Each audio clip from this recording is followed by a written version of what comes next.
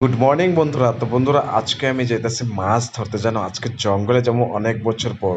তাই আমরা সবাই মিলে আজকে মাছ ধরতে চাইতেছি, আর তোমরা ভিডিওটা দেখতে থাকো কন্টিনিউ।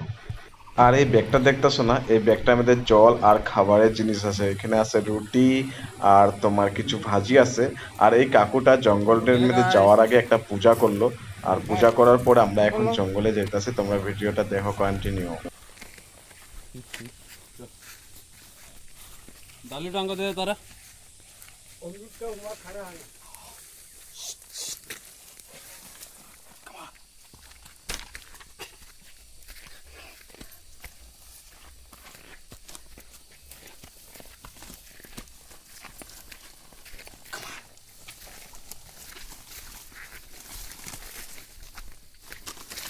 फिर केला डांग भांगे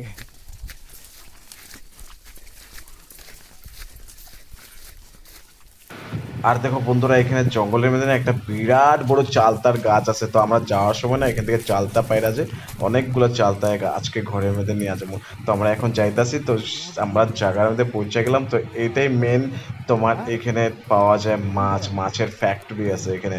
আর এখানে পাওয়া যায় ফলি মাছ, ঠিক আছে, অনেক ফলি মাছ। আর ফলি মাছ আমরা ধরার জন্য নিয়ে আসলাম চিংড়ি মাছ কিনা। 50 রুপিসের চিংড়ি মাছ বাজার থেকে আমরা কিনা নিয়ে এসেছি। আর এই চিংড়ি মাছগুলো দিয়েই আজকে ধরা হইব ফলি মাছ।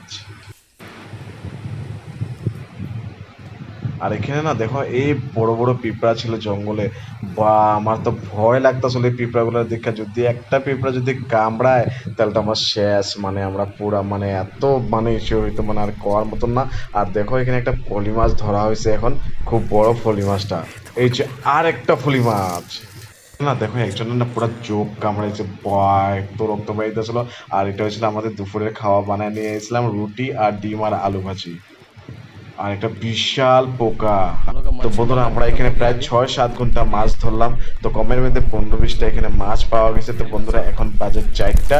তো আমাদের মাছ ধরা আজকে শেষ হয়ে গেছে। ভিডিওটা আজকে এতটুকুই। তো সানডেতে আজকে আমরা খুব মজা করলাম, জঙ্গলের ভিতরে গিয়ে আমরা মাছও ধরলাম। তো খুবই ভালো লাগলো আজকে।